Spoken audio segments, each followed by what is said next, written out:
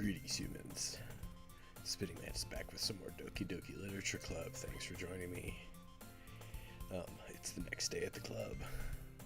After the little spat between Yuri and Atsuki yesterday, we wrote a pretty good poem last time, matching most of the words that Yuri likes, which is what our goal was. So let's see what happens. Hi, Mantis. Yo, Sayori. What's up, girl? Looks like you're in a good mood today. I'm just still not used to being in the club, that's all. I see. That's a pretty simple thing to get you in a good mood. But I guess it's always the simple things with you anyway. Speaking of which, I'm kinda hungry. Will you come with me to buy a snack? No thanks. Eh? That's not like you at all. I have my reasons. What's this about? This weird. Why don't we take a look at your purse, Sayori? What? Eh? Why that all of a sudden? I bet you got a snack in there. No reason, really. I just wanted to look at it. Sayori nervously retrieves her coin purse. She fumbles with the latch and gets it open. Then she turns it upside down and lets the contents spill onto the desk. Only 2 small coins fall out.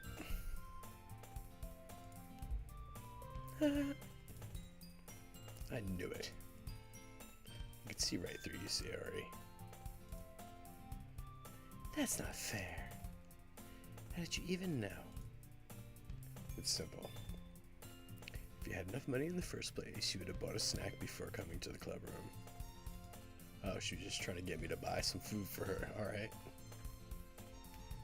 So you're either not hungry and want an excuse to take a walk, or you plan to conveniently forget you spent all of your money so that I would lend you some. But there's one more thing. You're always hungry. And so that only leaves one option. I give up. Don't make me feel guilty. If you feel guilty, that means you deserve to feel guilty. Why are you being so hard on her now? Yuri suddenly giggles. Huh? I didn't notice she was listening in. Her face is in her book, as always. I wasn't listening or anything. It was just something in my book. Yuri, tell Mantis to let me borrow some money.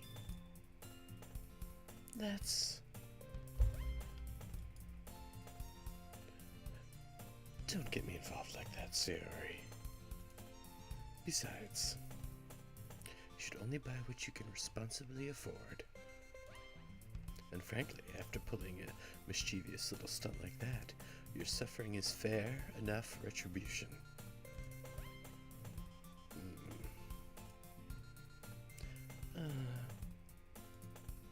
Did I just... I didn't mean that. Yeah, that was kind of mean. I got too absorbed in my book.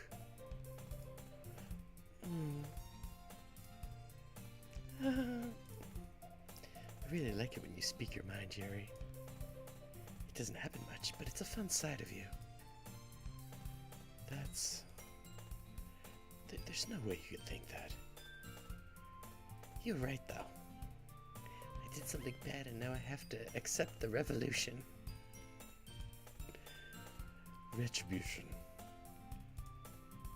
That. Still, coming from you, Sayori, I guess there's a little devil inside all of us, isn't there? Don't let her fool you. Sayori knows exactly what she's doing. After all, she told you guys she was bringing me to the club before she even told me. But you wouldn't have come if it weren't for the cupcakes. So I had to trick Natsuki into making them.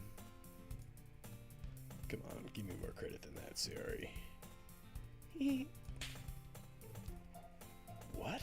Whap? Did we just whap her on the butt? Whap. Yeah. Out of nowhere, something smacks Sayori in the face and tumbles onto the desk. Ow. What was... A cookie? Sure enough, a giant cookie wrapped in plastic. Sayori glances around. Is this a miracle? It's because I paid my restitution. Retribution.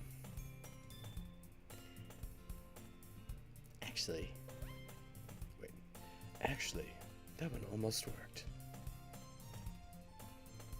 Yeah. I was just gonna give it to you. But then I heard you blab about cupcakes. It was totally worth seeing your reaction, though. Natsuki. So nice of you to throw a cookie in my face. I'm so happy. Sayori hugs the cookie. Jeez, just eat it. Sayori rapidly tears open the wrapper and takes a big bite. So good. Sayori suddenly clasps her hand over her mouth. I bit my tongue.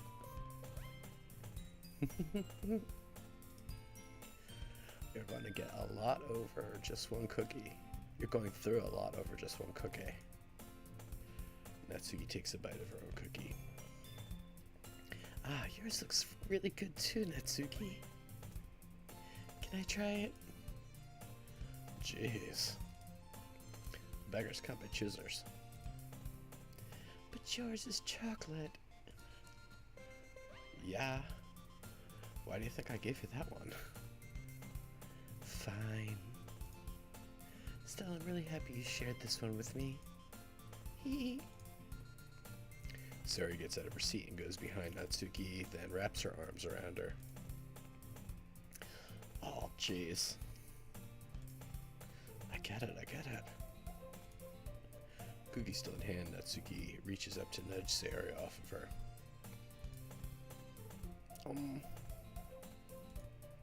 Sayori suddenly leans down and takes a bite out of Natsuki's cookie.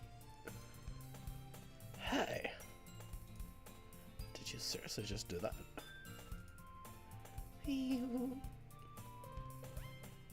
Mouthful, Sayori trots away to safety. Yuri and I laugh as well. Jeez, you're such a kid sometimes.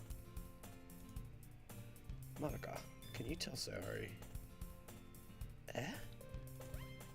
Natsuki glances around. Monica isn't in the club room. Where's Monica anyway? Good question. Have any of you heard anything about her being late today? Not me. Yeah, I haven't either. That's a bit unusual. I hope she's okay. Of course she's okay. She probably just had something to do today. She's pretty popular after all. You don't think she has a... I wouldn't be surprised. She's probably more desirable than all of us combined. That's true. Excuse me? Suddenly the door swings open. Sorry, I'm super sorry. Ah, there you are. I didn't mean to be late. I hope you guys weren't worried or anything.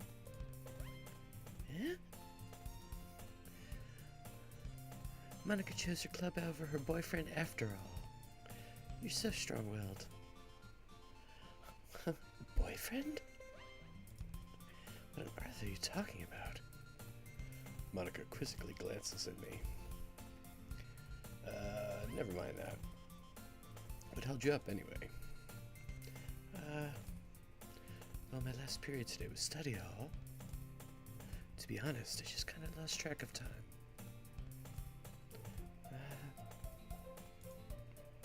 That makes no sense, though. You would have heard the bell ring at least. I must not have heard it since I was practicing piano. Piano? I wasn't aware you played music as well, Monica. I don't really. I just kind of started recently. I've always wanted to learn piano. That's so cool. You should play something for us, Monica. Let's... Monica looks at me. Maybe once I get a little... Sorry about that. Maybe once I get a little bit better, I will. Yay! That sounds cool. I'd also look forward to it.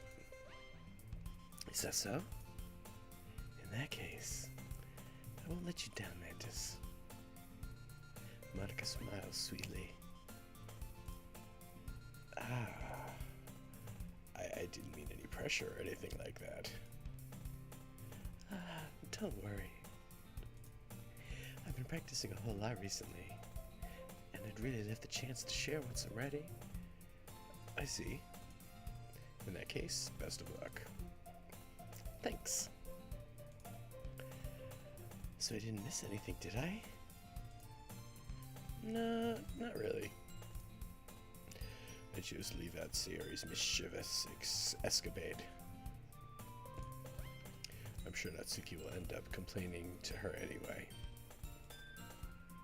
It looks like everyone is already settled down. Sayori somehow already finished her entire cookie. Yuri's back to her book, and Natsuki disappeared into the closet. I'm really curious to talk to Yuri a little bit more, but at the same time I'd feel bad for distracting her from her reading. I catch a glimpse of the cover of her book. It looks like the same book that she lent to me. More than that, she seems to be on the first few pages. Crap. I think she noticed me looking at her. She sneaks another glance at me, and our eyes meet again for a split second. But that only makes her hide her face deeper in her book. Sorry. I was just spacing out. I muttered this, sensing I made her uncomfortable. Oh. It's fine. If I was focused, then I probably wouldn't have noticed in the first place. But I'm just rereading this bit. A bit of this, so... That's the book you gave me, right? Mm-hmm. I wanted to read some of it. Not for any particular reason. Just curious, how come you have two copies of the same book? Well, when I stopped at the bookstore yesterday...